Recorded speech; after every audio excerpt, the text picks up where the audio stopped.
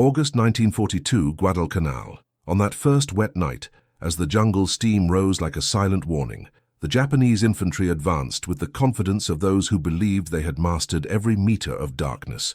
For his officers, nothing there could surprise them. The close combat, the territory they called their own, was the arena where the spirit would win over the metal. They were waiting for bayonets. Garands were waiting. They were waiting for machine guns. But what they heard was a short, harsh, brutal blast, which was not in any Tokyo manual. The American 12-gauge shotgun, seen by the Japanese as a farmer's tool rather than a weapon of war, had entered the scene, and with it came a fracture between doctrine and reality, between tradition and improvisation, between what an army believes and what it finds when the jungle begins to respond. This is the central thesis. The weapon that Japan has never feared, never studied, and never considered relevant has become a perfect symbol of the clash between a spirit-based doctrine and an industrial power willing to turn even hunting weapons into instruments of war. This video will follow that contrast. Japanese anticipation, shaped by decades of ritualized training, will confront the devastation wrought by a makeshift, rustic, unexpected weapon. In the end, the essential question remains: what defeats an army first, its enemy or its own certainties? But before we dive into the data, there's one statistic that defines this story. During World War II, the United States produced more than 100,000 military 12-gauge rifles. The Imperial Japanese Army, on the other hand, in its extensive campaign manuals, did not dedicate a single line to them. No answer doctrine, no containment plan, no formal recognition. The weapon simply did not exist for Japanese doctrine, and ironically, it never needed to exist, because despite the devastating force at short distances and the fame acquired in the post-war period, the American shotgun hardly appears in combat records. In this video, we'll examine this paradox, how a potentially brutal weapon became a myth, and why his absence from the archives says more than his presence in battles. If you value real stories with detailed research and forgotten facts that still carry current lessons, consider supporting this work by leaving your like and subscribing to the channel. This helps to keep the memory of military history alive, without filters, without exaggeration, with the precision it deserves. Between 1932 and 1941, the Imperial Japanese Army consolidated a doctrine based on three pillars: moral superiority, mastery in hand-to-hand combat, and denial of technological dependence. For Tokyo strategists, victory would not be achieved by automatic rifles or saturation fire, but by the spiritual willingness of soldiers to fight to the death, often with the bayonet as an extension of the soul. The warrior's code, the Bushido, was not just a cultural heritage. It was a doctrinal tool, shaping the training of generations. Each unit was taught to infiltrate through the night, silent and deadly, close in on the enemy in darkness, and break through their lines in quick charges, trusting that in close combat Japanese courage would overcome any Western superiority. The tactic worked in Manchuria. It worked against scattered Chinese forces and even against unprepared Britons in Malaya.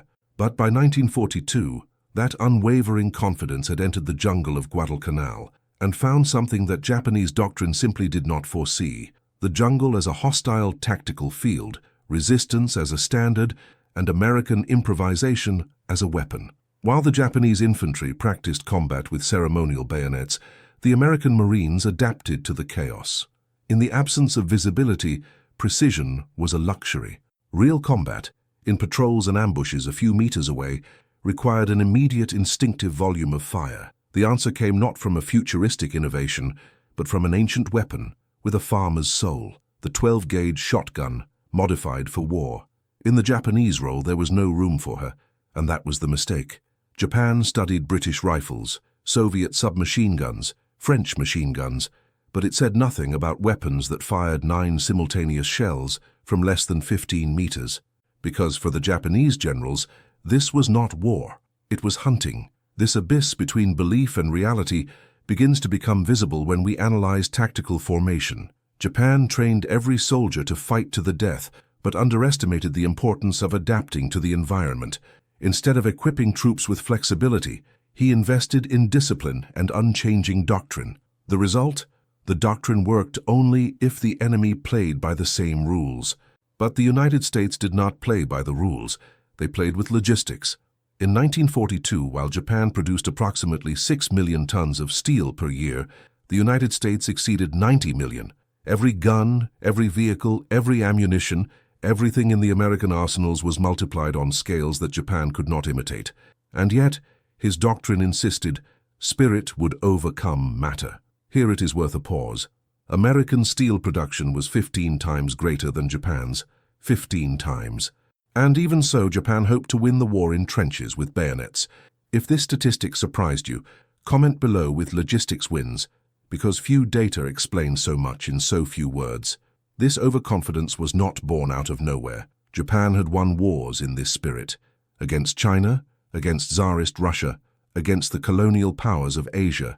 His faith was not blind, but addicted to old victories. The problem is that the Pacific War would not be fought by telegrams and indefinite rearguards. It would be fought islet by islet, forest by forest, meter by meter. And on that scale, it wasn't who was most willing to die that decided survival, but who carried the right ammunition, dry inside the chamber. Japan, which produced ammunition like counting cartridges, would face an adversary that parachuted supply boxes and still had ammunition left over to train sentries with 12-gauge shotguns. The disconnect between Japanese doctrine and American reality became visible already in the first clashes on Guadalcanal. While Japanese officers relied on night raids and silent infiltrations, the Americans were arming infiltration points with shotguns in a slamfire state, shots in sequence just by pulling the bolt.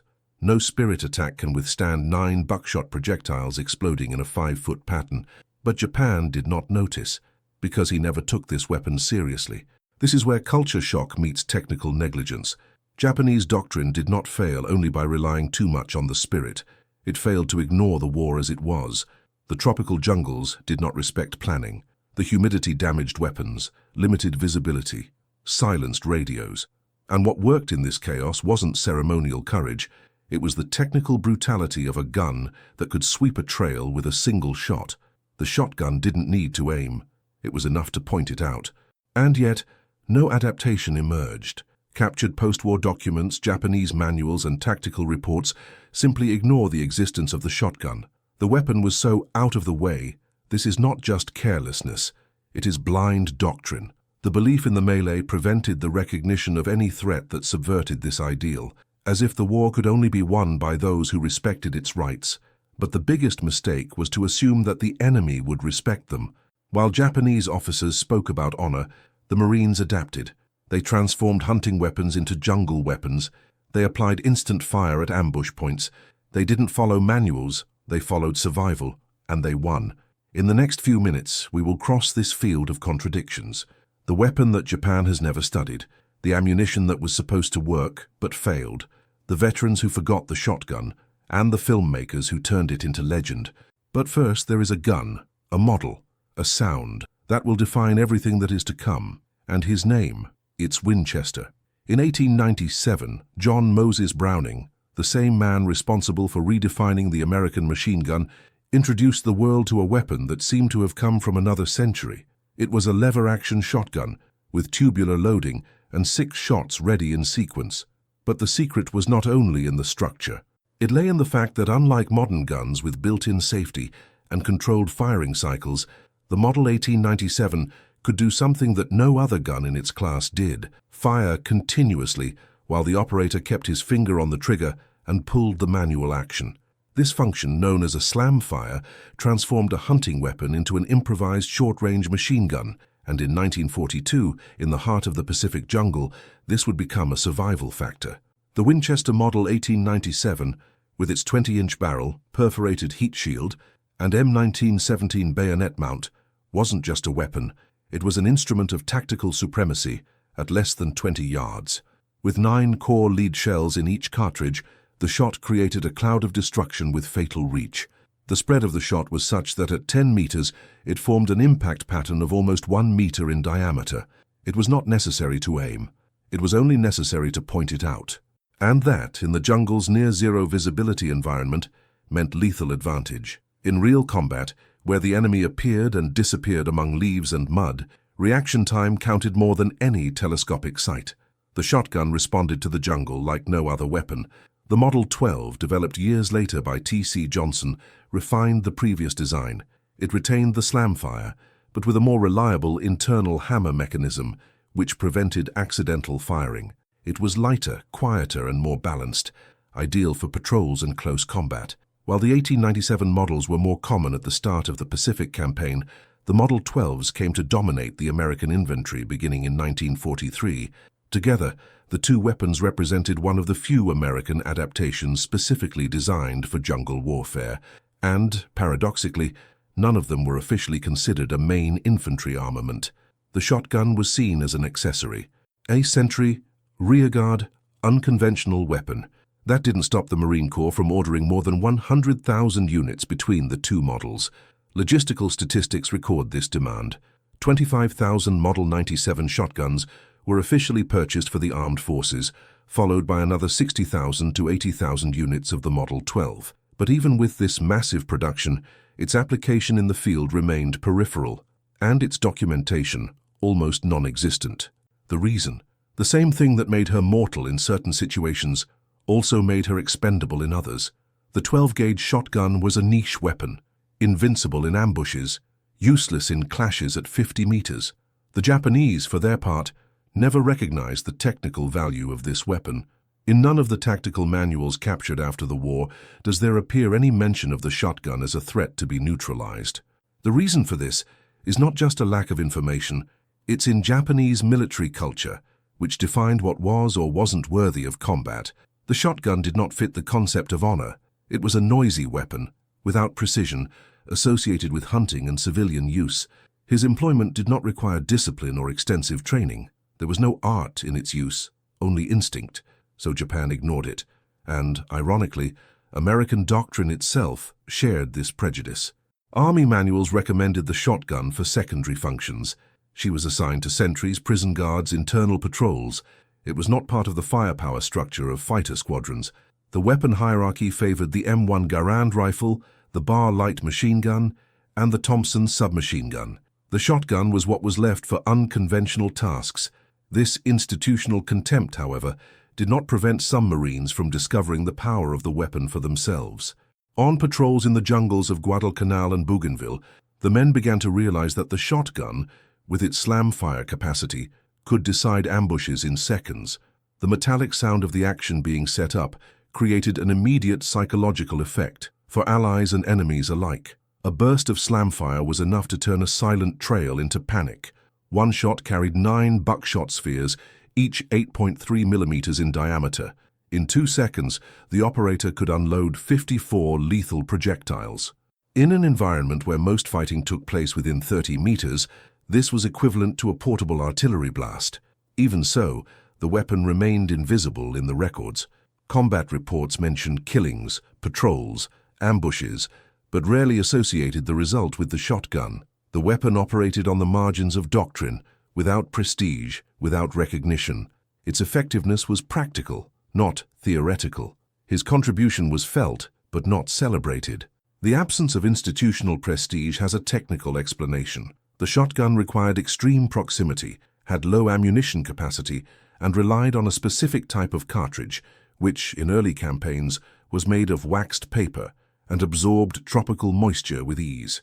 This limited its use in various operations and forced many Marines to turn to the Garand when the distance increased. The shotgun thus became a situation weapon, useful in caves, bunkers, night patrols, and ambushes. Fragile but decisive when used correctly. But what makes it unique isn't just its destructive capacity, it's the fact that it existed outside the official narrative.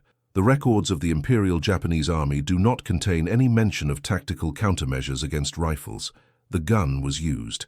She killed. It altered the outcome of local fighting, but at the strategic level, it was invisible. No Japanese generals reported his threat. No troops were trained to recognize it. No manual has adapted tactics to face it. Japan ignored it and survived it. Because, as lethal as it was at close range, the shotgun never became a dominant force on the battlefield. And this is exactly the paradox that drives the narrative. The weapon that was supposed to break the Japanese dominance in hand-to-hand combat never managed to influence the course of the war. In the next chapter, this contradiction is amplified. Let's go to the countryside, to the Tenaru River, where Japanese doctrine believed itself to be in absolute control. But there, in the darkness, Ichiki's soldiers heard a sound that none of them recognized. It wasn't a burst of machine gun fire. It wasn't the click of a garand. It was something else, the metallic sound of a weapon that was not part of the Japanese war, but that he was about to decide his fate. On August 21st, 1942, on the banks of the Ilu River, mistakenly called Tenaru by the Americans, the Imperial Japanese Army tried for the first time to break through the Marine Corps' line of defense on Guadalcanal. Led by Colonel Kiyonao Ichiki, some 900 elite Japanese men crossed the shallow water with a clear objective: to capture Henderson Field in a single night charge. The confidence was absolute. Ichiki had been told that the Americans were in retreat, disorganized, and that a swift and decisive attack would break their line. Japanese doctrine predicted victory when the distance disappeared. In melee, Japanese honor would speak louder. But what the Japanese soldiers found that night was a perimeter set up with sand trenches, signal wires, and Marines armed with machine guns, Garand rifles, and, almost invisibly, slam-fire 12-gauge shotguns positioned at ambush points along the bank. Japanese doctrine relied on darkness. The Marines had prepared signal flashes, barbed wire, and fixed close-range firing points. As the attack began, the first Japanese lines fell under crossfire. Some tried to flank. That's when the shotgun came into action. Positioned in the riverbank access corridors, used by small groups of sentries and gunners in cover, the shotguns fire slam-fire bursts that swept the trails in seconds. With each shot, 9 buckshot projectiles spread out in a conical pattern. The attack, designed to be a quick infiltration, turned into a massacre. The weapon, however, did not appear in the reports. Official mentions speak of Browning machine guns, Garand rifles, and limited light mortar support. The rifle was invisible in the documentation, even though it played a central role in the secondary defenses. Some soldiers' accounts mention the burst of shells and the immediate impact of fire at close range, but the officials did not register. For a simple reason: the gun was not part of the formal doctrine. It wasn't on the standard organization board. It was improvised, distributed in small quantities, and in many cases used without registration. In the heat of the jungle, it became a sound, a sensation, a memory, but not a number. On the Japanese side, the surprise was total. The expectation was for weak and disorganized resistance. The night charge, which on other fronts had worked against the British and Chinese, collapsed in less than an hour. Colonel Ichiki refused to back down. He ordered further attacks, all in frontal formation. None survived the crossing. Of the 900 soldiers, fewer than 100 returned. Ichiki himself, defeated and humiliated, committed seppuku days later. But in their records and in the Japanese reports recovered after the war, the analysis of the defeat focused on 3 factors: underestimation of enemy strength, unawareness of the local topography, and miscommunication. No mention of the shotgun, no analysis on the tactical impact of the slam-fire at close range. The enemy had been crushed for something they did not know how to name. From a technical point of view, the Battle of Tenaru shows the first documented, albeit unofficial, application of 12-gauge rifles in defensive combat at scale. Used in short-angle trenches, with predetermined firing ranges and vegetation cover, they acted as human mines. The sound of approach was enough, and the first shot exploded in a fragmentation pattern. The noise of the slam-fire, the rapid cycle of the bolt being pulled with the finger fixed on the trigger, created a distinctive sound, which would later be described by veterans as metallic thunder in sequence. But why was the weapon not recognized as a fundamental piece? Because its impact was local, not strategic. The rifle didn't change battles. It changed entrance corridors. He did not win wars, he won skirmishes. And for the High Command, what could not be quantified was discarded. The irony is precisely there. A weapon ignored by Japanese doctrine, despised as non-military by the American Army, was decisive in one of the most symbolic battles of the Pacific Campaign. Tenaru was the moment when Japan realized that the Americans were not in retreat, that the resistance was not symbolic, and that the enemy, contrary to what the Japanese manuals claimed, knew how to fight at night. He knew how to defend ground. He knew how to improvise. At the end of the battle, the Marines buried the dead, cleared the banks, collected the Japanese material, and reassembled their defenses. The shotguns returned to their positions. No report, no praise, no citation, The silence continued. The American command preferred to highlight the effectiveness of the machine guns. The Japanese command, humiliated, attributed the defeat to bad luck. The loudest weapon on the battlefield disappeared into the documents as if it had never existed. But the men who were there remember. In campaign diaries, letters, memoirs, the sound of the slamfire appears as a recurring trait, a presence that had no name on the maps, but was recognized in the dark. In the next chapter, we'll cross that line of silence. Let's look at the Japanese records for what was not said, the confusing accounts of ambushes, the vague terms about heavy fire at close range, and the complete absence of any contingency plan. The enemy felt the shotgun, but he never knew how to explain what it was, and he never tried to prepare for it. During post-war interrogations, one constant caught the attention of American analysts. When asked about Allied weaponry, Japanese officers talked at length about 30 machine guns, the dreaded naval artillery fire, and the flamethrowers sweeping caves on Iwo Jima. But in no account, not even in descriptions of ambushes at close range, did the term shotgun appear. The silence was stark. The weapon that had been heard at Tenaru, which appeared in the accounts of American soldiers as decisive in ambushes and night patrols, simply did not exist for Japanese doctrine. And this reveals something deeper. The way Japan recorded the war was disconnected from how it was lived. Manuals, reports, and plans followed a ritualized logic where only what fit the traditional patterns of combat entered. Unorthodox weapons, such as the 12-gauge rifle, were excluded, even when they directly impacted the battlefield. In captured reports, there are vague mentions of sudden fire at short distances, simultaneous and deadly explosions, but never a specific weapon. It is as if the sound of the slam fire were a noise without a source, an invisible presence that only appeared in the dark and disappeared with the dead. This phenomenon gains even more strength when we compare the Allied records. While the Americans accurately identified the use of Japanese weapons, such as the Type 92 machine gun and Type 89 mortars, and trained specific troops to deal with them, Japan maintained a passive posture in the face of the unknown. The absence of specific doctrine against rifles was not an operational error. It was a reflection of the military culture that ignored what it did not understand. The hunting weapon, associated with the rural and civilian world, was not worthy of tactical analysis, and even when it proved its worth, its identity dissolved into the generic language of the reports. Sudden shot, proximity shot, unknown sound. The most impressive thing is that this lack of recognition did not generate serious strategic consequences. Japan ignored the shotgun and survived it. The weapon was lethal in ambushes, but it did not change the course of battles. Its impact was local, punctual, tactical, and this allowed Japanese doctrine to remain untouched.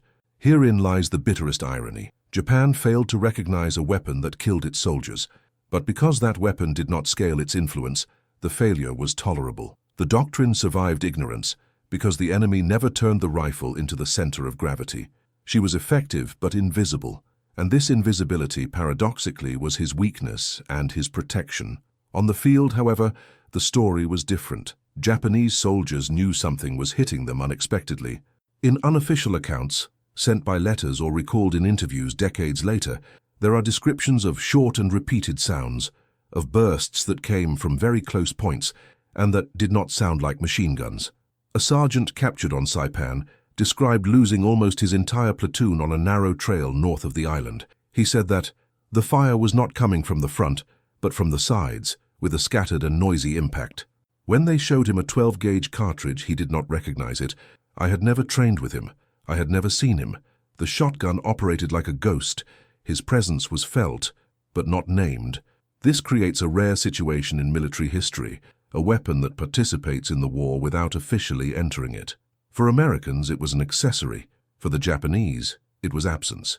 And on the field, it was pure impact. America, with its industrial power, could produce 100,000 units of a weapon that would not appear in its doctrinal campaigns.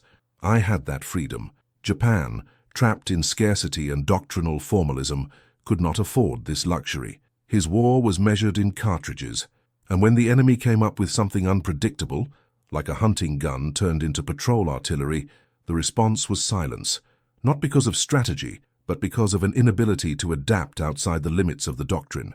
The irony of this story is that the solution was in front of them, recognizing the weapon, adapting tactics, handing out vests, altering patrol formations. None of these required new technology, just a desire to see what was in front of their eyes. If you're enjoying unraveling these facts, show your support. Like and subscribe so we can bring you more in-depth content and forgotten revelations like this one. The 12-gauge shotgun showed that sometimes the greatest power of a weapon lies in what it represents, technical improvisation against doctrinal rigidity. But his story is not over yet, because in American stocks, something was about to change. A new type of ammunition would be created, tougher, more reliable, ready for the tropical climate. But when that innovation finally arrived, it was too late. During the campaigns in the Pacific, a disconcerting contradiction began to emerge among the U.S. Marines, who operated the 12-gauge rifles in actual combat. The weapon, which demonstrated unquestionable lethality in ambushes, narrow trenches, and reconnaissance patrols, began to fail at the most critical moments, and not due to design failure or misuse. The problem was with the cartridges. Most of the ammunition sent to the theater of operations was made up of waxed paper cartridges, a standard still widely used before the war in civilian applications. In dry, controlled environments, performance was acceptable. But in the tropical jungles of the Pacific, where moisture saturated the air, paper absorbed water like a sponge. In a matter of hours, the cartridges would deform, swell, and get stuck in the chambers. It was common for soldiers to need to use bayonets as levers to extract failed cartridges. Others reported having to hit the breech with stones to release jammed shots. In the midst of combat, this kind of glitch wasn't just annoying, it was fatal. The ideal weapon for the chaos of the jungle, it failed precisely in the jungle. Unofficial operational reports, especially those compiled by Marine Corps maintenance and logistics units, began to indicate the problem as early as 1943. Paper ammunition could not withstand the Pacific climate.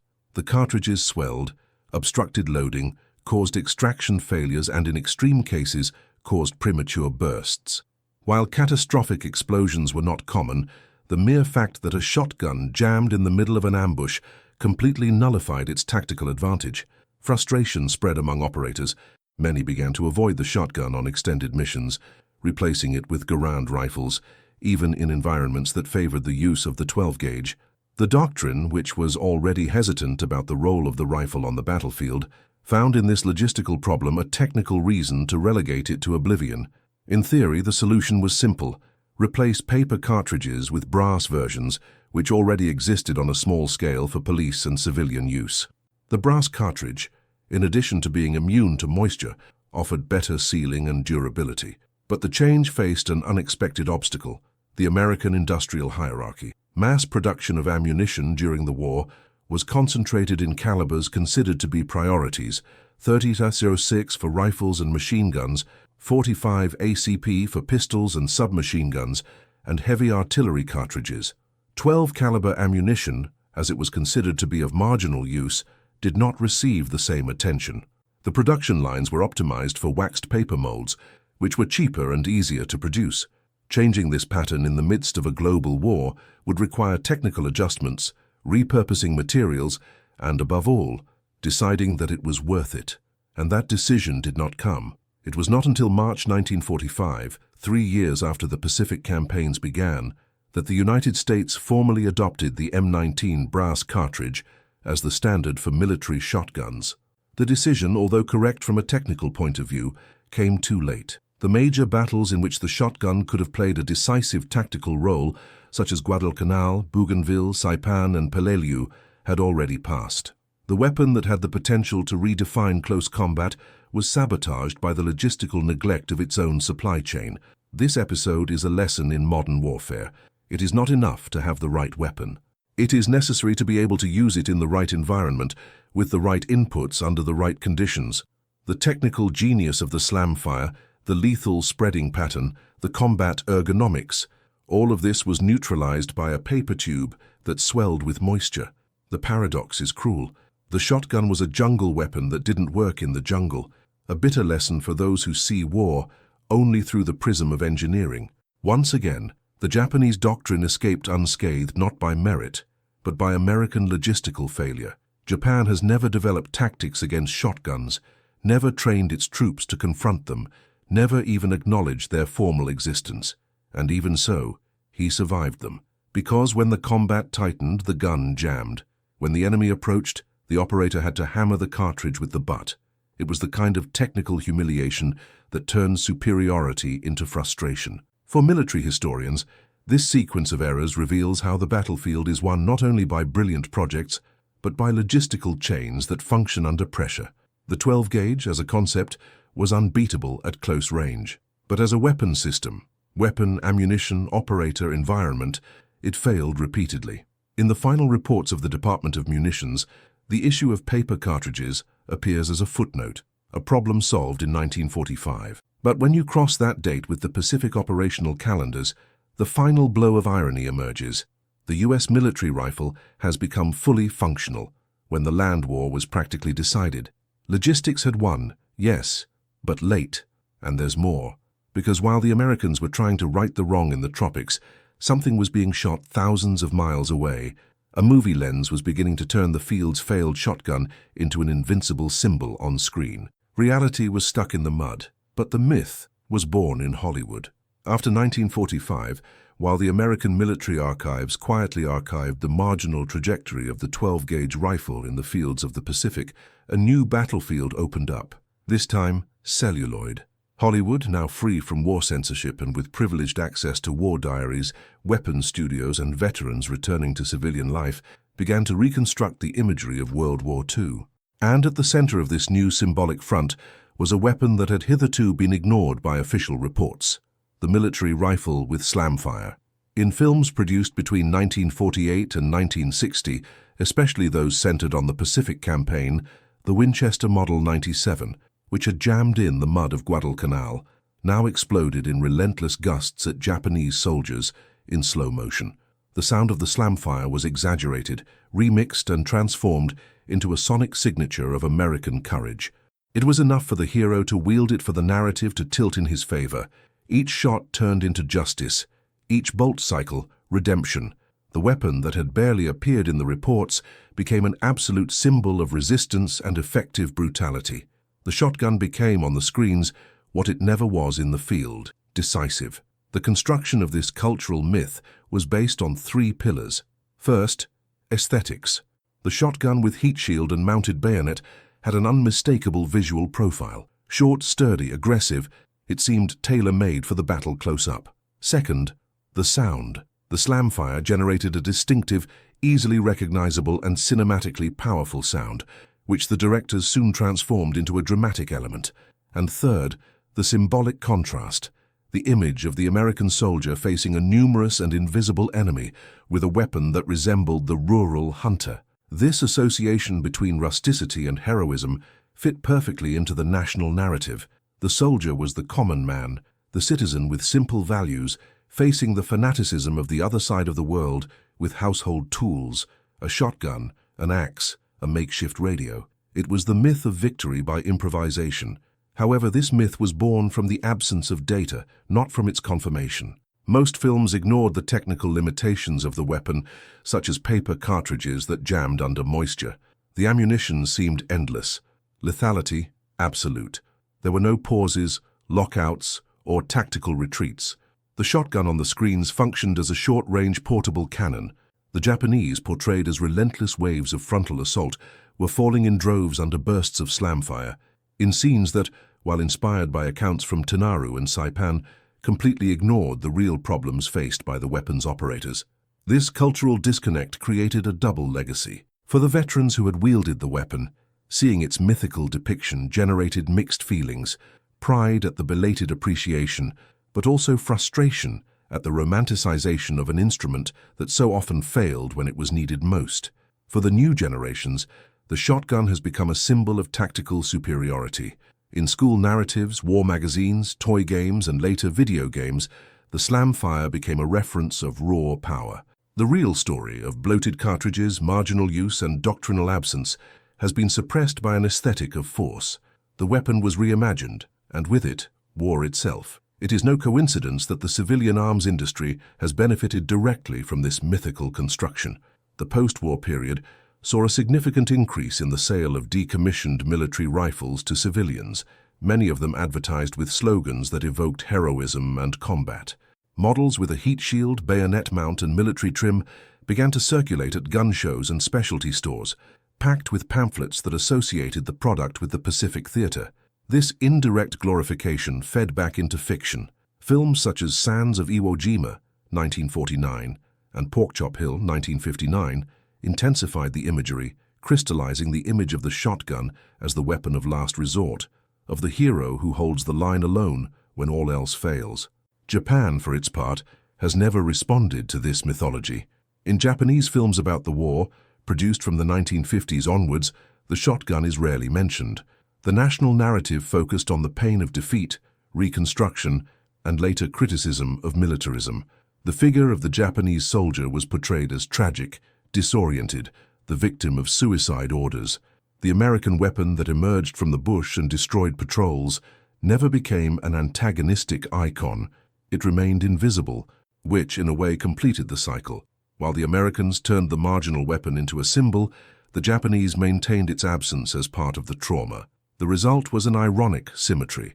The weapon that never had a dominant tactical role became a cultural protagonist.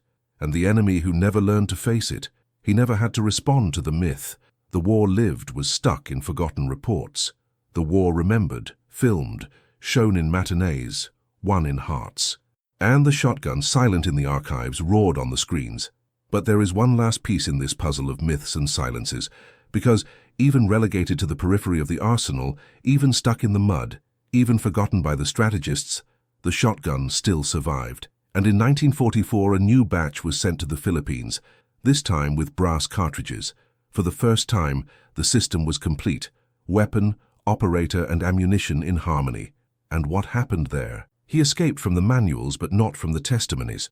During 1944, on the dry and controlled coast of California, young recruits of the United States Marine Corps crossed the camps of Camp Pendleton with an unconventional weapon in their hands. In the instruction rooms, sergeants shouted orders as the men practiced slamfire maneuvers, learned how to keep their finger pressed on the trigger while operating the bolt with speed, cleaned shotguns with a brass brush, and studied how to employ the weapon in close-quarters combat. The Doctrine had finally assimilated the 12-gauge as part of the formal arsenal. Field manuals from 1943 onwards began to include positioning diagrams in cave defense, ambushes in dense vegetation, and use in night patrols. The ideal model of jungle-to-jungle confrontation was now illustrated with the figure of a rifleman wielding a shotgun with a fixed bayonet, ready to react from 3 meters away. Everything seemed finally to make sense. The training reflected the need. The weapon, previously improvised, gained the status of a strategic tool. But the real war did not forgive illusions. When these men landed in the Philippines months later, what they found was not Pendleton's controlled environment. It was sweat, it was mud, it was permanent rain. The humid temperature invaded the ammunition boxes. The trails dried up at noon and became rivers at 3 in the afternoon. The maps lost meaning in the face of the vegetation. And the enemy, he did not wear numbered vests. The targets were not fixed, and the darkness did not obey the stopwatches. In theory, the slam fire was perfect. 9 scattered projectiles, fired in fractions of a second, in rhythmic sequence, with the power of a sledgehammer. In practice, the operator was covered in mud. The paper cartridge swelled, the gun jammed, the sound of the bolt attracted unwanted attention, and the enemy was already gone. The gulf between doctrine and reality was the same one that had overturned Japanese logic on Guadalcanal, but now in a different form. Just as Ichiki's soldiers believed that bayonet beat steel, the Marines believed that training in Southern California prepared them for the Philippine jungle. It was another form of faith, an industrial faith, packaged in manuals with infographics and standardized instructions. But the war ignored pamphlets. When the fight began, the advantage was for those who could adapt, not for those who had trained more. Even as brass cartridges began to make their way into the theater, problems persisted. Distribution was slow. Many platoons received only mixed lots, paper and brass, with no clear distinction. In some units, the shotgun was once again passed over by M1 carbines or Thompson submachine guns, which, even with less impact per shot, offered greater consistency of operation. Field reports confirmed this. The weapon that was supposed to dominate close-quarters combat became a logistical burden on prolonged marches. Its weight, its demanding maintenance, and the shortage of spare parts compromised its promise. And there was still the cultural issue. Many senior officers still viewed the rifle with suspicion. As much as it appeared in manuals, it was not part of the elite military imagination. It was associated with the rural hunter, the small-town policeman, the armed civilian. No to the professional soldier. This view, though rarely spoken out loud, tainted distribution decisions. Even when it was the right weapon for the scenario, it was considered the wrong choice for the unit's prestige, a contradiction typical of a war in which strategic appearance often weighed more than actual performance. It is at this point that American industrial power reveals its most ironic face. The United States between 1942 and 1945 produced more than 12 billion cartridges of all calibers, a logistical scale unprecedented in human history. In military rifles alone, more than 100,000 units were sent to the fronts. For comparison, Japan produced about 70,000 light machine guns in the entire war. The difference in capacity was absolute, an avalanche, a statistic that Japanese textbooks have never recognized. If this superiority surprises you, write in the comments, "Logistics wins." Because winning, in the end, was more about fueling than shooting. But even with this monumental production, the 12-gauge never became dominant. He fluctuated between the useful and the uncomfortable, between the effective and the forgotten. The classroom lifted him up. The jungle reduced him. The infographics glorified him. The real operator, drenched in sweat and fear, just tried to keep him functional for one more night. This dissonance between theory and practice reflects a broader pattern of modern warfare. The manuals are written with a ruler. The battlefield responds with instinct. And in the middle, between these two worlds, there is always the soldier, the one that carries the weight of logistical decisions, design failures, overconfidence. The one who holds the shotgun with a wet cartridge, who pulls the bolt and hopes it works. The one who, when he returns home, sees in the cinema a weapon he never had and a war that never existed. But the error of the doctrine is not exclusive to the United States, because while the Allied manuals tried to adapt theory to chaos, Japan continued to be immersed in its own logic of honor and frontal attack. And in 1945, as the war drew to a close, this doctrine would collapse brutally and definitively in the caves of Okinawa. During World War II, the U.S. Navy's supply doctrine officially authorized each division to keep in stock up to 306 12-gauge military rifles. It was a formal designation, with number, logistics, and plan of use. At the same time, American factories produced more than 100,000 of these weapons, a scale compatible with the industrial standards of a country that transformed crude steel into weaponry with near-mechanical speed. But as you dig through the war reports, something strange happens. The shotgun is not there. In the field diaries, in the battle reports, in the post-war interviews, in the memoirs of the Marines, it appears little, if ever, mentioned. Eugene Sledge, the meticulous chronicler of Peleliu and Okinawa, describes guns, rifles, mortars, explosives, but he does not mention shotguns. Robert Leckie, another veteran-turned-author, paints combat scenes with emotional richness, but the slamfire gun does not cross its pages. The silence is systematic. It is not an omission of one or another author. It's a pattern that is repeated even in the Marine Corps archives. And this silence reveals something more than absence. It reveals operational irrelevance. The military rifle, although officially present, was tactically marginal. It existed in inventories, supply lots, warehouse records. But between paper and field, there was an abyss. Many units received the models but did not use them. Others used them but did not document them.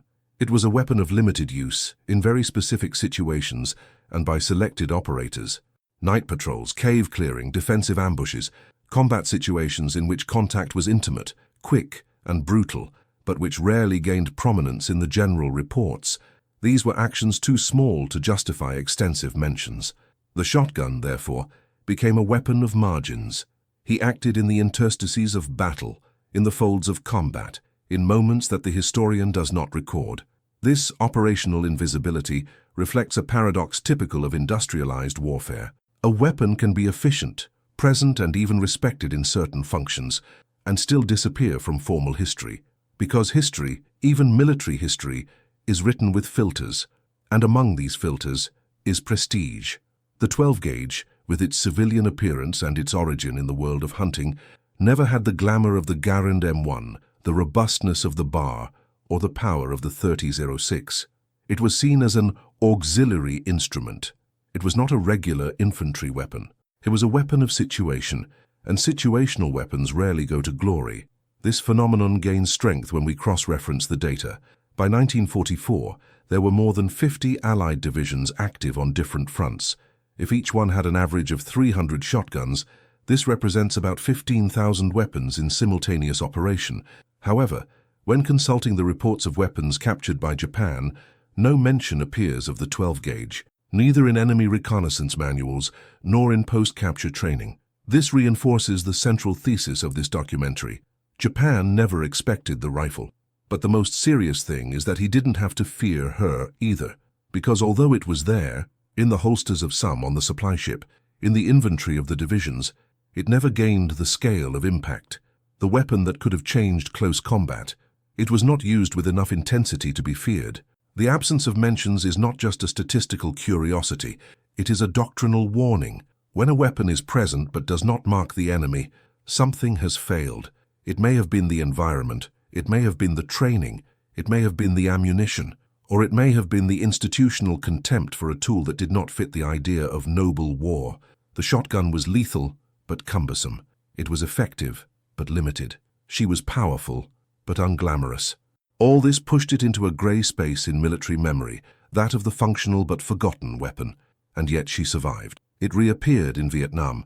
He returned to Iraq. It was redesigned, rediscovered, reused. Because in the end, close combat never disappeared. And where there are two men separated by 3 meters of jungle, mud or concrete, the weapon of rapid dispersal still has a place.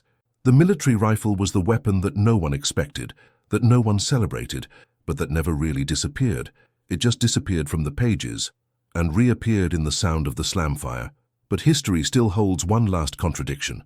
Because while Japan ignored the rifle, and the United States treated it with technical disdain, there was an army that paid too much attention, and that, decades later, would try to create a complete doctrine based precisely on close combat in urban environments and jungles, a force that has learned from the mistakes of others, and he decided not to repeat the silence.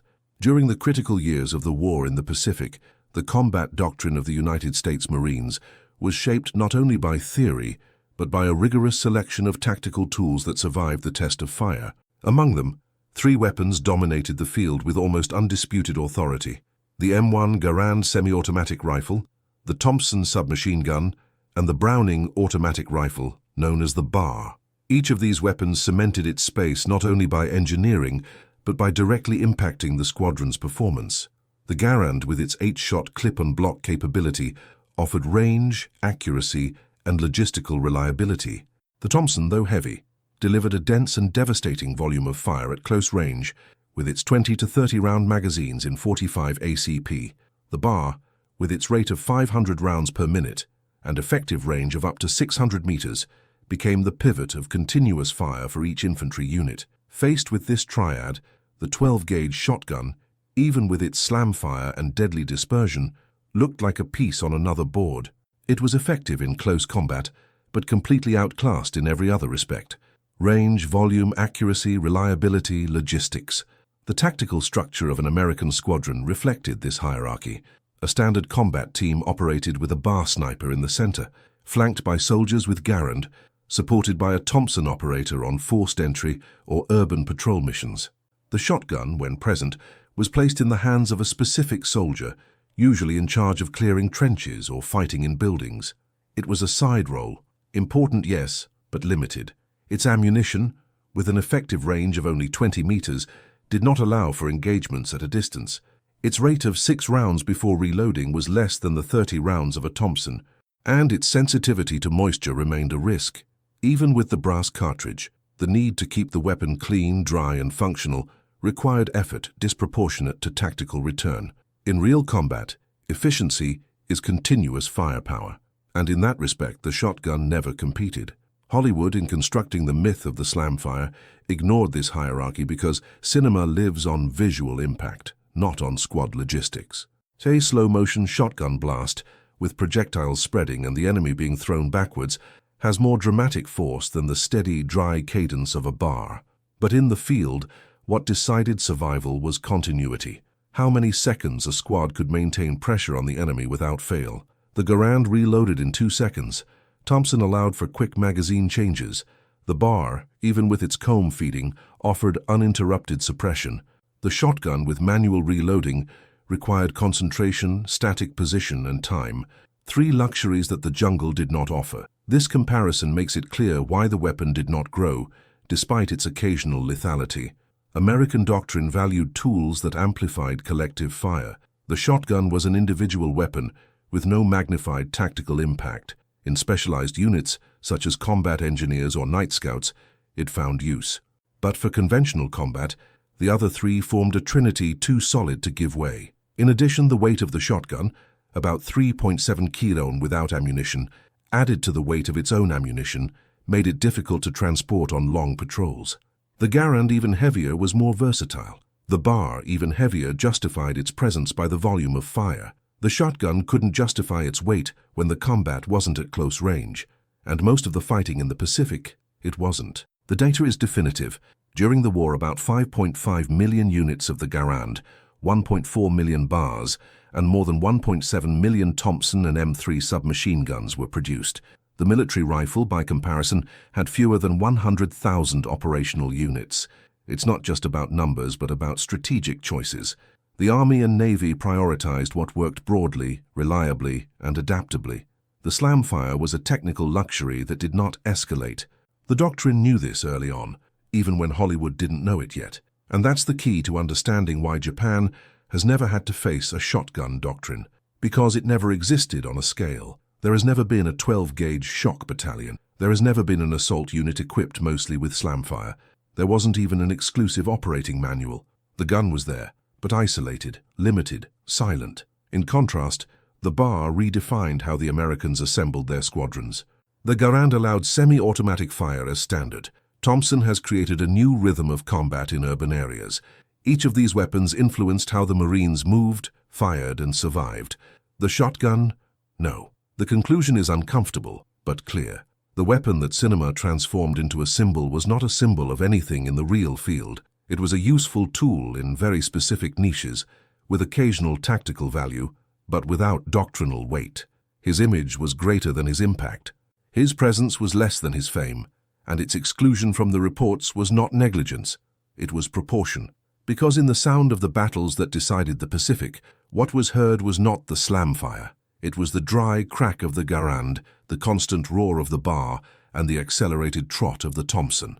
But even then, there is one place where the shotgun would make its mark. Not in Japan, not in the Philippines, but in Okinawa, because it was there, between caves and trenches, that a battalion decided to use it as its primary weapon, out of sheer necessity. And this improvised decision would generate the only moment of the war when the slamfire would become, for a few hours, the dominant sound of the field. In 1942, when the first battalions of Marines engaged Japanese forces on Guadalcanal, hand-to-hand combat doctrine was still the tactical bedrock of the Imperial Army. Carried away by the ideology of Bushido, Japanese troops launched night offensives, often with bayonet draw, confident that psychological shock and spiritual discipline would be enough to break through enemy lines. In these situations, the 12-gauge shotgun found its brief moment of prominence, rapid, devastating shots, with enough dispersion to contain multiple attackers in a single movement. But Japan, like any astute opponent, did not insist on the mistake.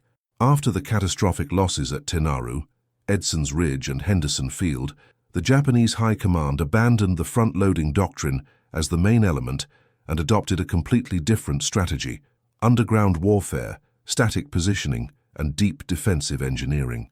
The jungle has transformed. The fighting, which used to take place a few meters away, began to unfold between tunnels, caves, craters, and minefields. In Tarawa, Iwo Jima, and especially in Okinawa, the Japanese demonstrated an impressive capacity for adaptation. They dug entire networks of interconnected tunnels, created multi-layered bunkers, and interconnected traps that allowed invisible movement between points of resistance. It was a war in depth, physical and psychological. The defensive lines were no longer visible on the ground. They were inside it, and to combat this new approach, the shotgun has become obsolete. It was too short for mid-range combat, too powerful to be used inside caves without risk to the operator himself, and too slow to replace explosives or flamethrowers. The war of proximity died not for lack of weapons, but for lack of opportunity. The Marine Corps responded with its own mutation. Engineering units gained prominence. Flamethrowers have become top-of-the-line equipment. Support weapons such as 60mm and 81mm mortars, embarked artillery, and precision aerial bombardments began to open the way for the battalions. The infantry came after, to clear what was left. It was a total paradigm shift. The enemy buried himself, the Americans dug with fire. The war became an engineering and logistical dispute. The shotgun, built for close contact, was relegated to the background. In many battalions, it was not even taken to the field. It was left on ships, in barracks, in warehouses, not out of contempt but out of unnecessity. This tactical transformation was not accidental. It was strategic. The Japanese command realized that each frontal charge was an invitation to extermination. They learned from Guadalcanal that American firepower, even without perfect doctrine, was unbearable in a straight line, and they decided to reverse the field. They turned mountains into fortresses, rocks into pillboxes, caves into traps. The famous Shuri Line position on Okinawa was an extreme example of this adaptation. Miles of tunnels dug into the volcanic rock, with invisible vents, crossfire points, and full cover against naval fire. A solid hell. And in that environment, the rifle, the flamethrower, and the explosives reigned. The shotgun. I had nowhere to act. Japan, at this point, had killed its own doctrine of proximity, but in doing so, it also killed the only tactical gap where the American shotgun could dominate. It is a cruel irony. The weapon that had been created and adapted for a specific type of combat found itself without a stage. The war was moving away from her, not because of a design flaw, but because of the enemy's reaction, and it teaches one of the harshest lessons of modern warfare. The value of a weapon depends less on the weapon and more on the setting. An elite rifle becomes useless in an open field without cover. A flamethrower is useless on a plane. And a shotgun won't do against concrete tunnels 150 yards away. In Okinawa, the pattern has been consolidated. Banzai loads were very rare. Direct night combat, almost non-existent. The war became waiting, attrition, artillery, and excavation. What was previously resolved in seconds of short fire now lasted for days of siege and saturation.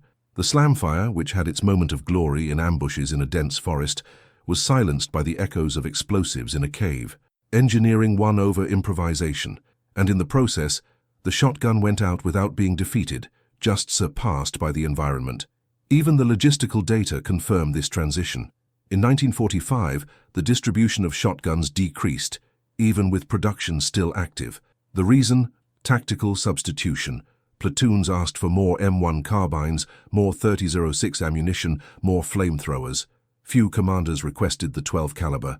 It was not negligence, it was adaptation. Japan, by changing its battlefield, forced the enemy to change its armament. And on this new board, the rifle no longer fit. It was like taking a knife to a demolition. But there is a final detail, a number that ties this transformation together. In Okinawa, it is estimated that more than 12,000 Americans died and nearly 50,000 were wounded. It was the bloodiest battle of the Pacific War.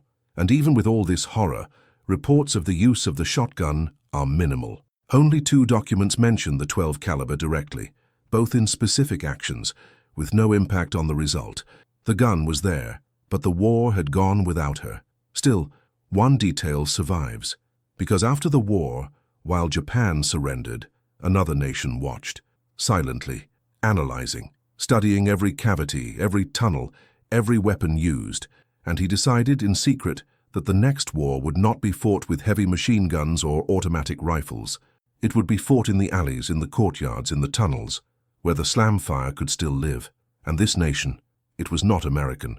During the early years of the conflict in the Pacific, the United States 12-gauge shotgun carried an invisible burden. It was not the weight of the weapon itself, nor the psychological pressure of close combat.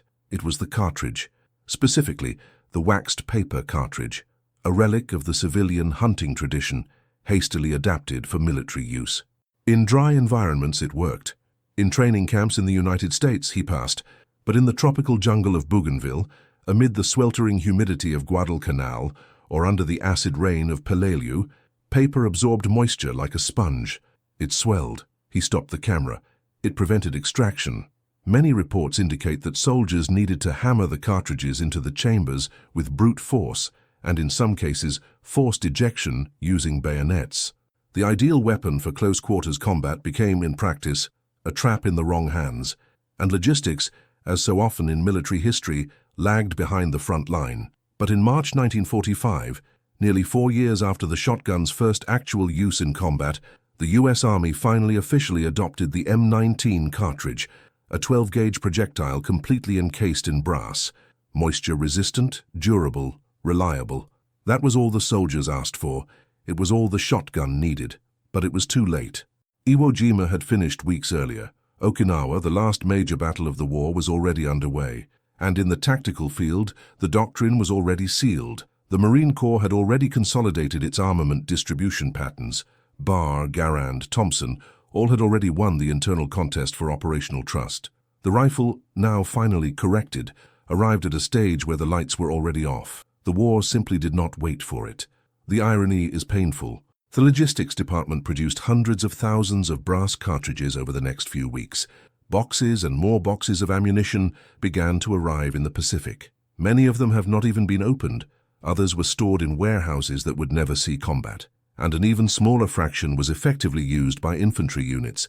It was like building a perfect bridge after the river had dried up. A lesson in the fatal timing of modern warfare. Because it's not enough to have the right technology. It needs to arrive at a time when the problem still exists. The data confirm this misalignment.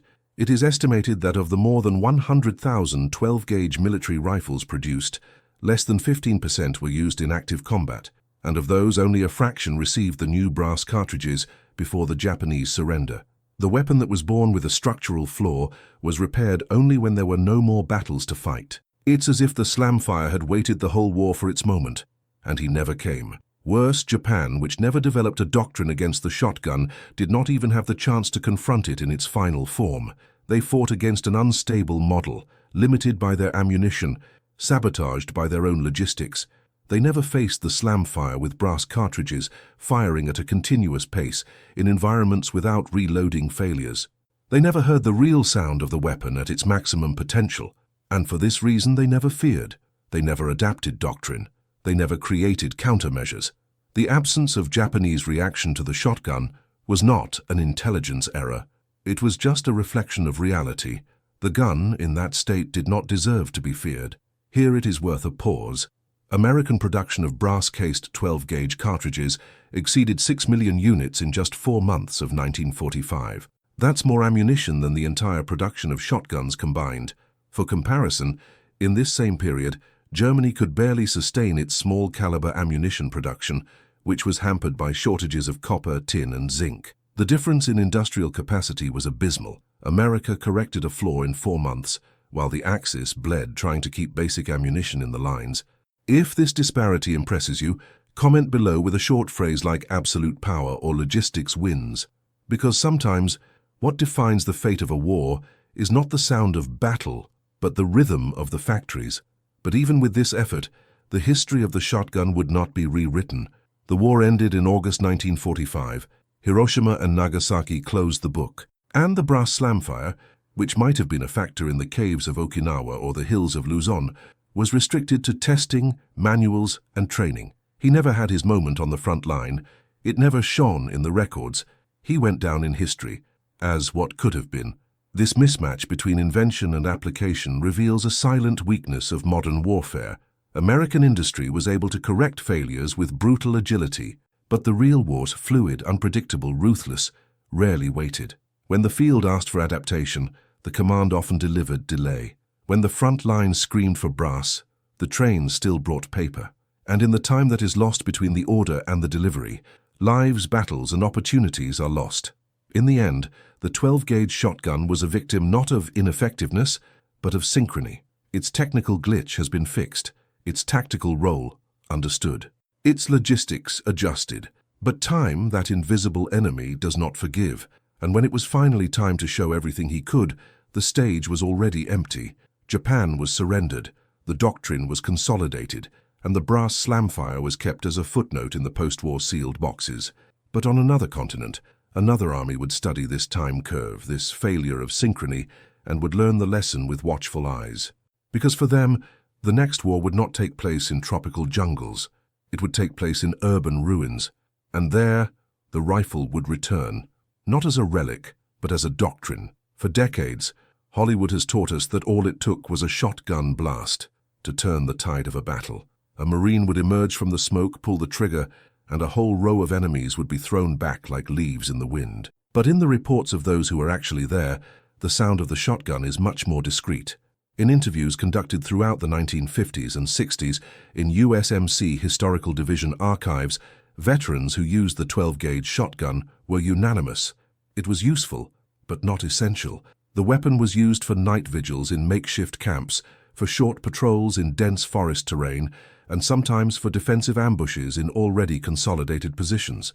But when combat became fluid, protracted, or required mobility, she fell behind. Not out of contempt, but out of technical limitation. The weapon was heavy, the charger was short, and the range was minimal. Each shot required full exposure, and above all, it required the enemy to be close and stationary, a combination that modern warfare rarely offered.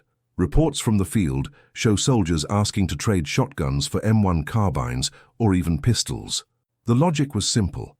It was better to carry something that allowed a quick response at medium distance than a short barrel that forced direct confrontation.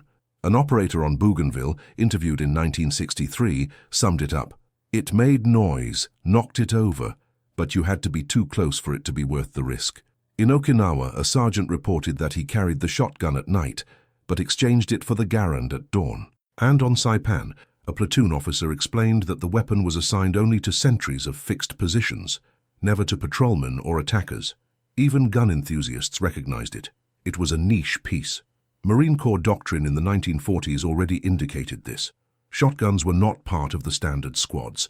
They were designated as support weapons, usually associated with guarding, containment, or specific operations in confined ground. And even though the manuals provided for use in ambushes or urban combat, few commanders adopted this use frequently. The reason was purely operational. The slamfire was lethal, but it required nerves of steel and a scenario of total proximity. One mistake, and the operator was exposed with an empty 6-round magazine. In addition, there was the logistical problem. Each type of ammunition required space, transport, and compatibility. In battles like Peleliu, where supplies were made under constant fire, priority was given to what was used for more weapons at the same time. The 30-06 caliber, used by Garands, bars, and light machine guns, was preferred. Shotgun ammunition, with its lead and dispersion variants, was relegated to the back of the line. Many veterans report that when paper cartridges failed, the order was to abandon the weapon. No one stopped the battle to hunt for alternative ammunition. But perhaps the final blow to the myth comes from the tone of the reports. None of the veterans describe the rifle as a transformative weapon. None say that she changed a battle, saved a position, or turned a combat. She was, at most, useful, sometimes scary, but never decisive. The post-war fantasy that a single slamfire operator could clear a bunker with a single magazine simply does not resonate with actual testimonies. On the contrary, many combatants claimed that they preferred the noise of the bar to the crack of the rifle. The constant cadence, volume of fire, and sense of coverage that the bar offered was psychological and practically superior. The Thompson, with its 30-round burst, conveyed more confidence in the advance. The Garand, with its accuracy, range, and reload speed, was called the Marine's best friend. And there is another point rarely mentioned, the fear of blind shooting.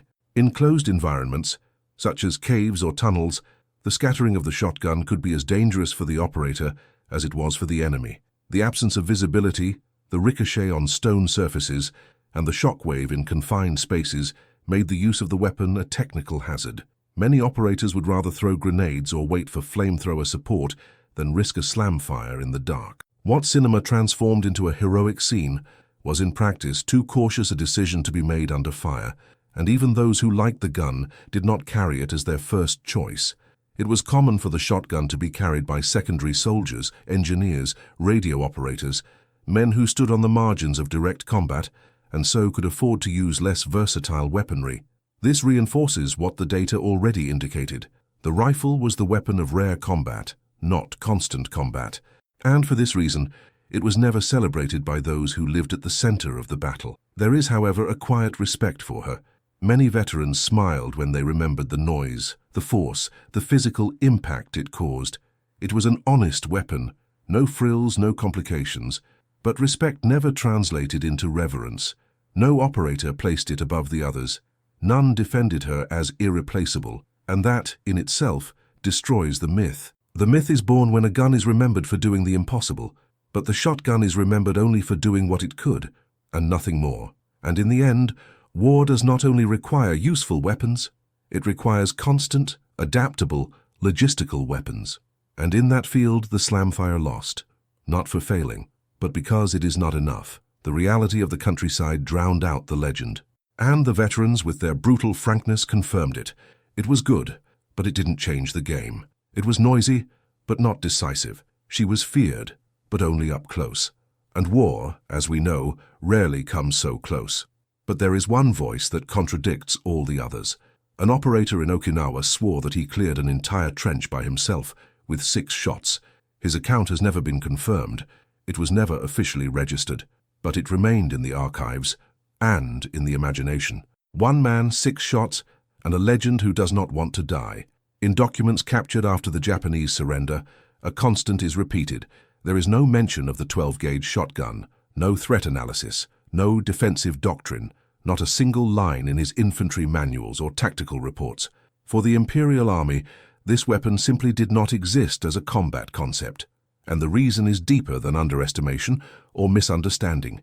It is at the foundation of the Japanese military mentality. The doctrine of Japan was, in essence, vertical, ritualistic, moral. It was based on the idea that true combat required physical, visual, and spiritual involvement. The bayonet was a symbol. The close combat was noble. The discipline of the peloton surpassed improvisation. And Western technical innovation, often seen as vulgar, was disregarded not out of ignorance but out of cultural contempt. The shotgun, a tool of American farmers, an adapted hunting weapon, did not enter the equation of honor. It had no place in what Japan considered real war. And so, even when confronted with isolated reports of its use, Japanese officials dismissed its relevance. In interrogations conducted by American intelligence after 1945, several lieutenant colonels of the Imperial Army were questioned about encounters with unconventional weapons. They described flamethrowers, mines, improvised explosives, but they rarely knew how to name the rifle. Some said they heard short, loud cracks in nighttime ambushes, but associated it with the Garand or automatic pistols. To them, a 6-shot gun with a short barrel was not a tactical threat. It was background noise, and if it was noise, it did not deserve doctrine. The contrast with American intelligence is stark. US. Officials spent entire pages analyzing the psychological impact of banzai charges, the ritual use of swords in combat, and the concept of honor in endurance to the last man. The American machine studied everything. Japan, on the other hand, aimed only at what it believed to be worthy of study. It was a war of worlds and perceptions. And the most ironic thing is that this doctrinal blindness in other circumstances would have been fatal if only the shotgun had become a weapon of mass use. If the Slamfire had been adopted in standard offensive doctrines, if every American platoon had a dedicated operator, if only brass cartridges had arrived in 1943. In this hypothetical scenario, the absence of Japanese doctrine against it would have been a tragedy, but the fate was different. Japan never saw the shotgun coming, and yet he did not suffer from it, because in practice, it has never ceased to be a marginal weapon, lethal in ambushes but forgotten in offensives, feared in legend but absent in numbers, and for this reason, the Japanese doctrine was not punished for its omission, a rare paradox in the history of war, when the error of prediction does not result in disaster, but in silence. This phenomenon is almost non-existent on other fronts of World War II. When Germany underestimated the Soviet T-34, it paid dearly on the Eastern Front. When the British ignored the U-boats, they lost hundreds of ships in the Atlantic. When the Italians despised modern air warfare, they saw their fighters outclassed within months. But here Japan ignored the rifle and was unharmed, because the enemy did not depend on her. The gun was in his hands, but not in the doctrine. It was in the arsenals, but not in the reports, and so it never became a strategic threat. The case also reveals something about American thinking itself. US doctrine allowed room for improvisation. The idea of turning a civilian weapon into a military tool was not seen as heresy, but as a solution, and this reflects American industrial pragmatism. The country that adapted tractors into tanks for training, that he used civilian planes for surveillance, that turned cargo ships into aircraft carriers. The militarized rifle was just another chapter in this logic of total use of the industry. But even within this flexible mindset, the gun never achieved priority. Not for lack of faith, but for an excess of better options. Japan, on the other hand, lacked this strategic elasticity. Its doctrinal apparatus was closed, rigid, and based on cultural precedents. Combat was an extension of tradition, not an arena of experimentation. And this, added to the scarcity of resources and the difficulty of tactical adaptation, made it impossible for unconventional weapons to be taken seriously. For Japan, a weapon that did not require discipline, honor, or refined technique was simply not war. And here comes the supreme irony. The weapon, despised on the one hand and marginalized on the other, became a cinematic symbol in the post-war period. Hollywood has turned oblivion into a myth, the absence in glory. The weapon that Japan never studied, and that the United States almost didn't use, became the protagonist in movies, series, and games. Fiction corrected history, but in its own way. Therefore, understanding the 12-gauge shotgun is not just studying a weapon, it is to study two doctrines, one that allowed everything, but did not insist, and another who rejected what she did not understand. The shotgun was a victim of this space between extremes. Too much technique to be ritual, too rustic to be doctrine. It is too effective to be forgotten completely. But what if it had been adopted systematically? If she had been elevated to the same status as Garand or Thompson? If he had received dedicated training, top-notch logistics, and doctrine of his own? Would it have altered the course of the war in the Pacific? Or did it just reinforce its reputation as a fringe tool? The answer may lie in the next piece of data, a classified military report issued in 1944 that recommended a complete review of the use of the rifle in the Pacific theater. A review that was never done, but whose conclusions finally came to light.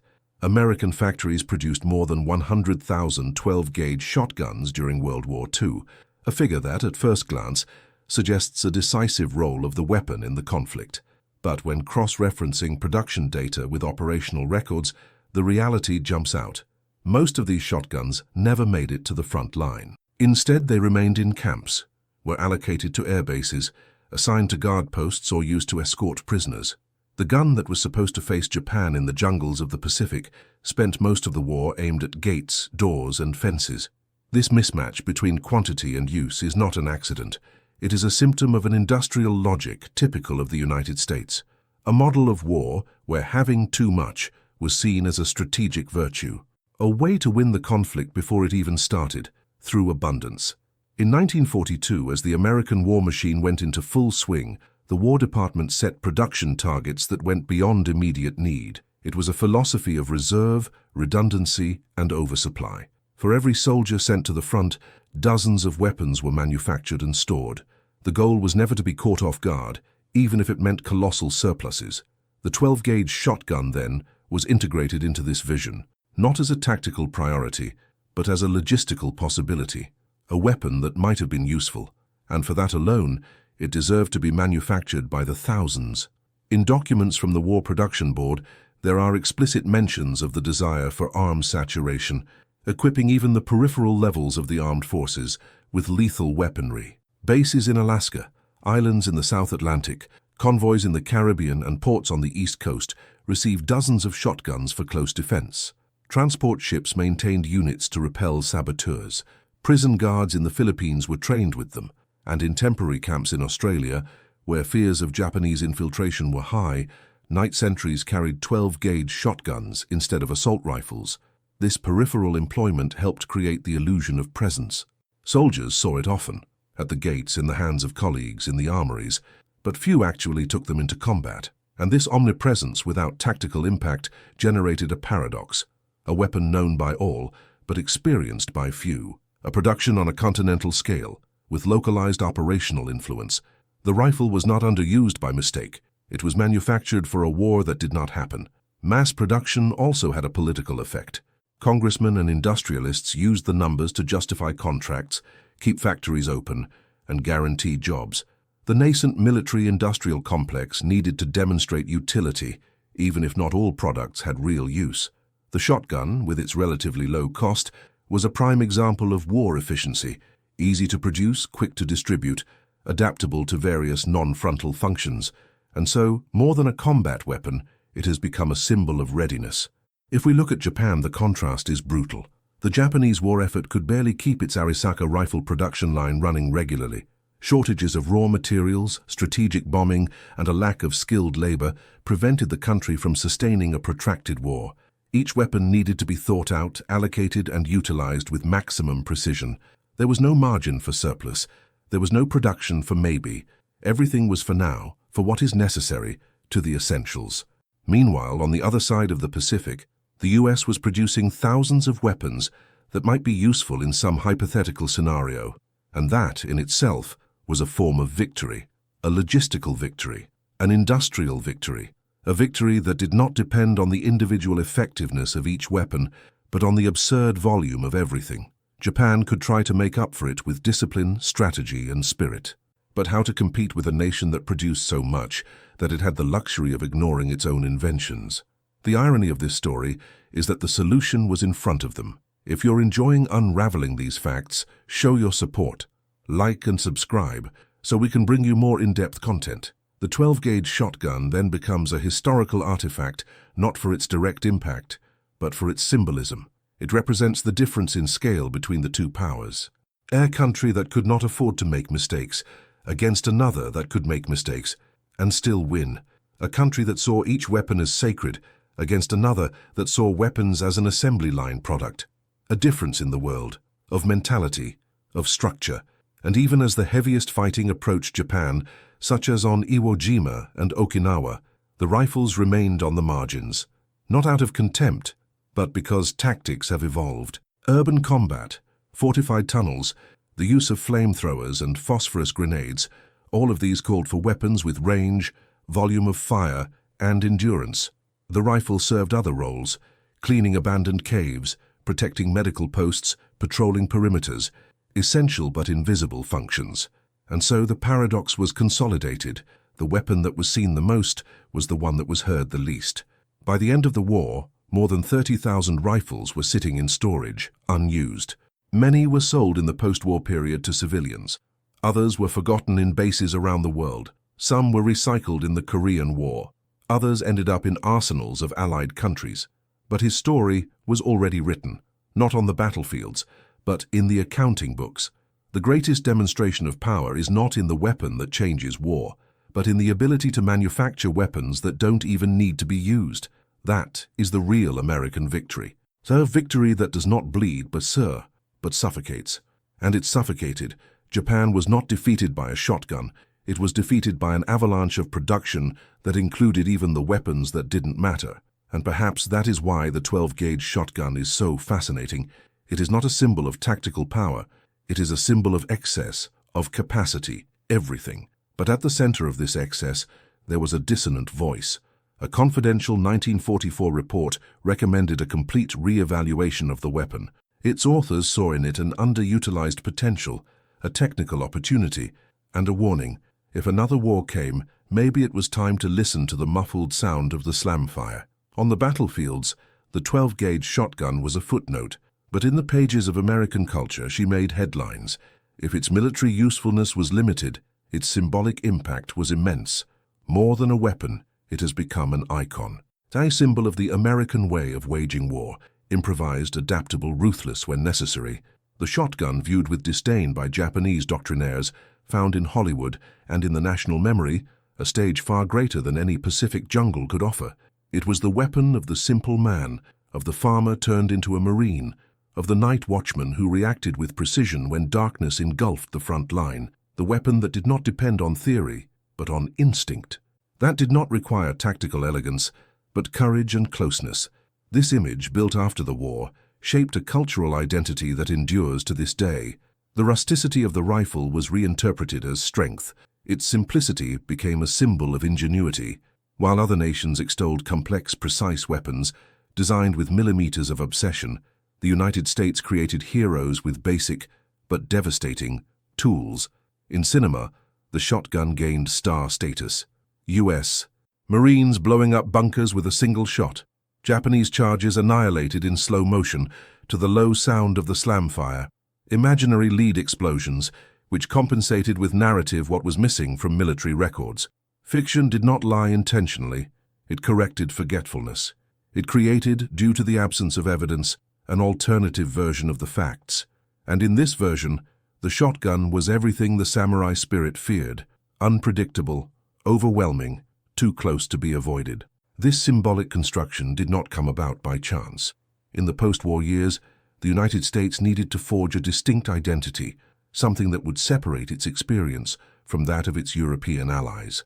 While the British talked about discipline and the Soviets extolled collective sacrifice, the Americans positioned themselves as the masters of adaptation, and no weapon symbolized this capability better than the 12-gauge shotgun. Produced for hunting, adapted for war, despised by manuals and celebrated by cinema, she was the embodiment of the citizen soldier, of the common man who, with simple tools, changed the course of history. A comforting myth, shaped not to reflect reality, but to reinforce an ideal. This ideal has found an echo in documentaries, war games, reenactments, and museums. The presence of the rifle in these spaces did not correspond to its tactical relevance, but to its narrative strength. In post-war training manuals, it appeared as a weapon of readiness, suitable for perimeter defense. In Cold War bases, it was a guard weapon. In Vietnamese films, he returned with the same bass sound, repeating the jungle scene as if time had not passed. The shotgun has become a cultural constant, a weapon that didn't have to work perfectly, it just had to be present. It was enough to remind the viewer that American improvisation, even with flaws, was more efficient than the strategic perfection of its enemies. And at this point, the comparison with Japan comes back with force. While Japanese doctrine exalted codes of honor, ritualized sequences of combat, minute orders about the use of each weapon in each type of terrain, the Americans seemed to win with what they had at hand. Japan has never understood this mentality. Their planners expected logic. They expected symmetry. They expected the enemy to follow the same rituals of planning and respect for tactical hierarchy. They did not expect a soldier to use a hunting rifle as a weapon of war. They did not anticipate that success would come from a culture that prized flexibility rather than reverence for the manual. And that's when they lost. Not on the field, but in the imagination. Because while the Japanese sought honor, the Americans sought results. And the myth of the shotgun encapsulates that contrast with almost cruel perfection. There is a statistic that illustrates this difference in mentality. During the war years, the United States produced more than 6 million Garand rifles, more than 1 million Thompson submachine guns, and more than 100,000 12-gauge shotguns. Japan, in that same period, manufactured about 2.5 million Arisaka rifles, and virtually no tactical innovations in light weapons. Everything was maintained according to doctrine. There was no room for improvisation, and this rigidity, more than any weapon, was what defeated them. If this statistic surprises you, comment with "shocking data" or "logistics wins," because that's exactly what it represents. By analyzing the post-war documents, it is clear that the Japanese leadership itself did not understand the symbolic role of American weapons. In interrogations conducted in Tokyo in 1946, captured generals cited the Garand as a superior instrument and naval artillery as overwhelming technology. But there was not a single mention of the shotgun. It was not part of his field of reference. They didn't know that on the other side she had become legend, not in battle maps but in the construction of national identity. For Japan, it never existed. For the United States, it came to represent exactly what differentiated them. Victory not by brute force but by adaptation. American culture adopted the shotgun not because it was the best weapon, but because it was the most symbolic, the one that best translated the idea of victory by ingenuity, the myth of the common man triumphing with common tools against a seemingly more disciplined enemy, the myth of improvisation that surpasses orthodoxy.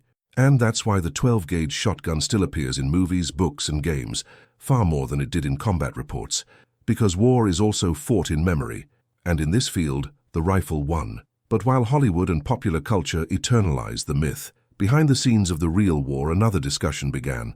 An internal analysis of the American Army, dated 1945, called into question the future of the weapon. Its authors asked, is it worth keeping in inventory a weapon with limited range, low rate of fire and sensitive ammunition? The answer, silent, would come in the following years, and it would not favor the shotgun, because in the world where volume of fire and modularity would be king, the days of the slamfire were numbered. In war, strength and invention count, but alone they are not enough. What determines victory or invisibility is the degree of integration between the weapon, doctrine, logistics, and terrain. The 12-gauge shotgun was lethal at close ranges, brutal in ambushes, and psychological on impact, but it operated outside the consolidated tactical ecosystem. There was no clear doctrine that placed it as a key player in the fight. Its ammunition was sensitive to moisture. Its cadence was limited to 6 cartridges. Its scope posed extreme risk. The ideal setting for its use disappeared before it matured. The jungle has changed. The enemy has retreated. The fighting has migrated to tunnels and pillboxes. The shotgun, even powerful, was left without a stage. What this story reveals is not just the failure of a weapon, but the collision between technical power and operational reality. It is the same fate experienced by other weapons that, in theory, would change wars. The German Dora railway gun, which promised to destroy cities but was slow and vulnerable, the super-heavy tanks that never reached the battlefield, and the Japanese long-lance torpedoes, feared on paper but sabotaged by logistical and operational failures. In all of these cases, the missing link was not the ability to destroy, it was integration into the system. Modern warfare does not reward invention alone. It rewards the functional system. Japanese doctrine, fixed on bayonets and spirit, did not provide for the rifle, but he did not suffer for it. The American doctrine, flexible and industrial, welcomed the rifle, but failed to give it the necessary environment to shine. In short, both sides ignored or underused the weapon for opposite reasons, and in the end, that's the irony that survives. Japan, which did not expect the weapon, did not have to fear it. And the United States, which mass-produced it, has not been able to use it decisively. The result is a tactical and cultural paradox. A powerful weapon, but out of sync with its time. If the war had been kept at short distances, if the weather had not sabotaged the cartridges, if the doctrine had prioritized night incursions indoors, perhaps the story would have been different. But war never conforms to predictions, and it almost never favors the exception. A factory can create 100,000 copies. A doctrine can celebrate improvisation. A manual can describe the ideal function. But if the terrain changes, everything changes. And the shotgun, with all its brutality, has become a monument to the importance of strategic adaptation. The big lesson here is not about caliber or slamfire. It's about how winning requires more than having the right tool. It requires knowing where, when, and why to use it.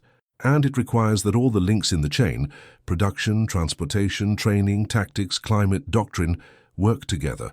Japan lost that war because it depended on faith. The United States won because it depended on the system. And in that system, the shotgun was just a noise. Strong, symbolic, but isolated. An echo of potential that never became a central force. And like every echo, it ended silently. But even in silence, she left clues. And the next installment will reveal the last of these, an internal document hidden for decades that explains why the US military, at the end of the war, chose to leave it behind. Not by mistake, but by choice. War has always been a struggle of forces, but also of narratives. And the weapon that Japan never expected, and that the United States hardly used, has become a classic case of how myth can triumph over reality.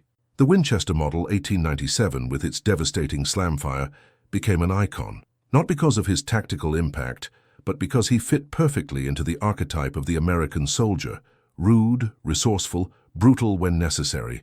The rifle was never the protagonist in official reports, tactical diaries, or post-war evaluations, but it has gained a prominent place in film productions, popular manuals, and in the collective imagination. And this distortion is not an exception. It is the rule. The myth of the rifle is a mirror of the workings of modern military memory. Weapons that did shine, such as the bar, the Garand, the flamethrower, or the naval artillery support itself, rarely receive the same emotional charge. Because there is no poetry in numbers, nor epic in logistical efficiency.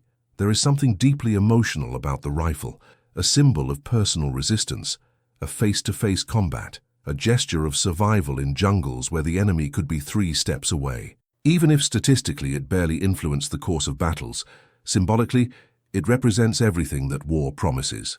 Chaos, controlled by whoever holds the trigger. The analysis of the documents reinforces this. Reports from Marine divisions cite the weapon as secondary, used at sentry posts, embarkations, short patrols. The army itself considered it a reserve tool, and yet, decades later, it lives on in popular memory as a decisive instrument. How does this happen? The answer lies in the construction of myth. The war is not remembered for what it was, but for what we want to remember. The slam fire, that continuous aggressive firing, sounds more exciting than the silent wait for an artillery barrage. Close-range firing, which knocks down an enemy within a few meters, is more visual than the logistics that bring ammunition to an isolated platoon. What veterans say rarely shapes public memory. What shapes it is cinema, television, popular culture. And in these camps the rifle reigns supreme, because it synthesizes American improvisation, the brutal power of proximity, combat without emotional distance. Even if the reality is different, when you look at the cold numbers, the contrast is clear. Of the 100,000 shotguns manufactured, most were not even shipped to the front lines. Many stayed in air bases, arsenals, training camps, convoys. Less than 10% entered conflict zones with a real chance of use in combat, and even on those fronts, the doctrine favored Garand, Barr, and Thompson. The shotgun was always the exception, not the rule, a choice of occasion, not a guideline. And yet, it is what is engraved in the memories, because war when it ends becomes history, and the story when told chooses its heroes, not by the data, but by the images. This is how the myth is formed, and that's what this weapon represents. A case in which the symbol defeated the fact, in which what seemed epic overshadowed what was decisive. And this phenomenon is not restricted to the shotgun. In all wars, there are weapons that shine more in the memory than in the practice. The German Stuka, for example, has a reputation for absolute terror, but it was useless in Kursk and obsolete as early as 1942. The Japanese Zero, lauded as the best fighter of the early war, was quickly surpassed. And yet they continue to be remembered with reverence. What this teaches is simple. Real war is complex, silent, technical, but the war remembered, it needs drama, and the shotgun offers that. Even without changing the course of events, it offered the sound that scared, the image that marked, the gesture that was emotional. That was enough for him to become a legend. The lesson here is profound. Anyone who wants to understand war needs to go beyond memory. He needs to listen to the archives, the diaries, the forgotten documents. You need to read the silence, because it is in it that the less comfortable realities are hidden. And among these realities is the fact that a brutal weapon, created to win in the jungle, ended up winning in the movies, not on the battlefield. And if this sounds familiar, it is because it still happens today. The distance between what was and what is told, among what he fought and the one who won. And in the next part, this difference will be pushed to the limit, because a final document, signed by American officials in 1946, will reveal the definitive verdict, why the rifle was left behind, and why, even so, it never disappeared from our memory.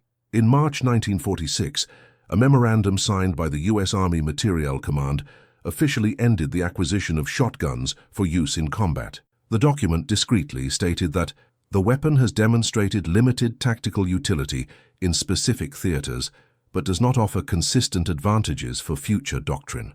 It was the final seal on a trajectory marked by expectations, omissions, and myths.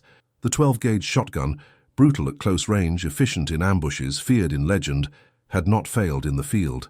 It just didn't fit into the colossal machinery of a war defined by scale, continuity, and integration. While Japan gambled on spirit and sacrifice, and the United States on volume and permanence, this weapon was suspended between two eras, close enough to the past to seem archaic, distant enough from the future to seem unnecessary. Victory in the Pacific was not won by a gun or a soldier. It was conquered by a system, by ships that supplied distant islands, by factories that produced faster than the enemy could destroy, for a doctrine that, even with flaws, adapted more quickly, for an industry that didn't just create guns, it created the environment for those guns to work. And this is the lesson that crosses time. In war, the individual power of a weapon never surpasses the collective strength of well-aligned logistics. The 12-gauge rifle, as powerful as it was in theory, could not compete with the pace of the motorized divisions, the range of the bombers, the cadence of the machine guns. Modern warfare does not reward momentary brilliance, but strategic consistency. The one who is part of it wins. The one who sustains wins. The winner is the one who thinks of war as a system. And even when there is courage, even when there is ingenuity, if there is no structure, nothing flourishes. As General Alfred Jodl of Germany confessed when questioned after the surrender, "We were defeated by trucks." The acknowledgement of logistical defeat, not bravery, echoes directly in this case. If you value this type of analysis, based on documents, statistics, and real history, like and sign up now. This helps us to continue rescuing forgotten facts with rigor and respect. And tell us in the comments, what was the most shocking data you discovered in this video? Activate the bell so you don't miss the next devastating historical fact that we are going to reveal. Because this channel does not talk about weapons, it speaks of how systems shape the destiny of nations. Don't go away yet. Listen to the next true story that will appear on the screen. Always remember, logistics determines strategy. Watch the next video here on the channel with another incredible story.